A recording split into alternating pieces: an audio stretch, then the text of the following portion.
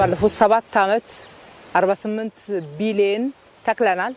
ይሄ በጋራ በትብብር አብረን ሆነን የሰራነው የዘመናችን ትልቅ ሌጋሲ ነው፣ የትውልዱ ሌጋሲ ነው ማለት ይቻላል።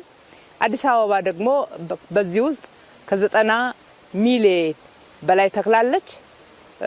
ዘንድሮ 6 ሚሊዮን ተተክላለች። እስካሁን ድረስ 5.2 ሚሊዮን ተክላለች። ዛሬ 1 ሚሊዮን ነው የምትተክለው። በየቦታው ማህበረሰቡ እየተከለ ነው ያለው። በሁሉም ክፍለ ከተማ በሁሉም ወረዳ በየብሎኩ ነው እየተተከለ ያለው። ማህበረሰቡ በራሱ ተቋም ውስጥ እስከ ግቢ ድረስ ያለ ነው እየቆጠርን ያለ ነው። በፊት ለፊት መንግስት ባዘጋጀው ቦታ ላይ እየተተከለ ያለውን ቢሆንም ግን ሁሉም የግል ተቋማት፣ የሃይማኖት ተቋማት፣ ትምህርት ቤቶች፣ የጤና ተቋማት፣ የግል ካምፓኒዎች ሁሉ ባላቸው ክፍት ቦታ ላይ የሚተክሉበት እለት ነው። ከቅዳችን በላይ እናሳካለን ብለን እናምናለን። ምን ተክለው ተስፋ ነው። ይሄ ተስፋ የኢትዮጵያ ብልጽግና ተስፋ ነው።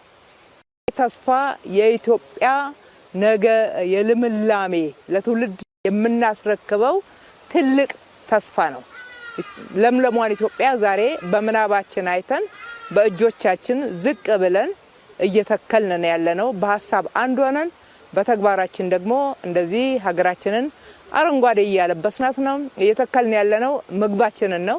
እየተከልን ያለነው ጥላን ነው። እየተከልን ያለነው ውበትን ነው። እየተከልን ያለነው ነገ ሀገራችን ላይ የሚመጣውን እየመጣ ያለውንም በአየር መዛባት ምክንያት የጤና ሌሎችም የብክለት የመሳሰሉትን ችግሮች የመከላከል ስራ ከወዲሁ እየሰራን ያለንበት ነውና በተለይ ደግሞ በአዲስ አበባችን ለጎርፍ ተጋላጭነት በየጊዜው እየጨመረ በመምጣቱ ምክንያት በአረንጓዴ አሻራ በሚገባ እየተከላከለ ነውና ጤናችንንም ሰላማችንንም አጠቃላይ ደግሞ የነገውን ልምላሜ ዛሬ እየተከልን ነውና ህፃናት፣ አዋቂዎች፣ ወጣቶች፣ ሴቶች፣ ወንዶች፣ ጎልማሶች፣ አዛውንቶች ሁሉም በጋራ ሆነን ይህንን ተስፋችንን እየተከልን ስለሆነ በጣም ልናመሰግን እንወዳለን።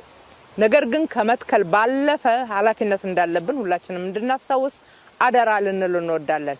እንንከባከብ፣ እንጠብቀው። የሰራነውን መልሰን አናበላሸው። አላግባብ አንቁረጥ፣ ወይም ደግሞ ሌላው ሲያበላሽ ዝም ብለን አንመልከት። የጋራ አሻራችን ነው። የጋራ ስራችን ውጤት ነው። የጋራ ድካማችን ውጤት ነው። የጋራ ጥቅማችንም ነው። ስለዚህ በጋራ ደግሞ መንከባከብ፣ በጋራ መጠበቅ ከሁላችንም ይጠበቃል።